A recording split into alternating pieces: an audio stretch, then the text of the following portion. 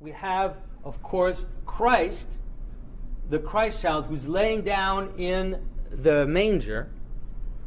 Surrounding him is the ass and the ox. By the way, the ass and the ox is one of the oldest elements of the Nativity.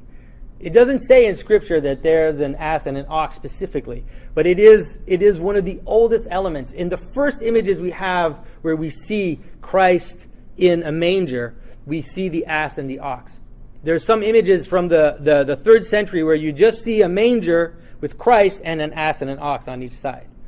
The ass and the ox relate to Old Testament laws. So there were foods in the Old Testament which people could eat. Today Jews call it kosher food.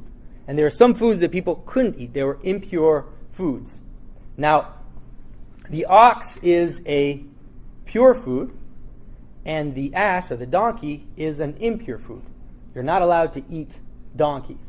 So because of that, the donkey becomes in the symbolism an image for us, actually.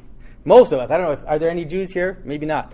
But for all the nations, let's say, all those that aren't Jewish, and you read in the Church Fathers, they talk about this ass and this ox as and there's a law in the Old Testament which says you cannot yoke an ass and an ox together if you're going to plow. So it's like, that's a very strange law for people, especially for kind of atheist types. They always like that. They want to make fun of the Bible. They'll say, here's this crazy law which says that you can't yoke an ass and an ox together.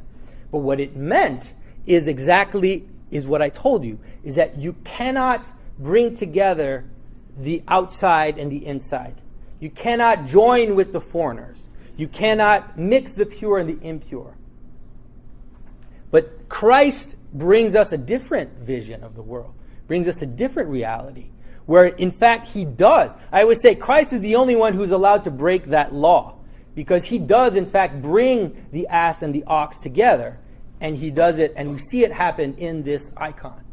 And so the ass and the ox become this image of how the Jews and the Gentiles are going to join together, and the church will be born out of that union. And I'm not making this stuff up, by the way. You can read. I don't have the quotes, but in the Church Fathers, they explicitly talk about this symbolism.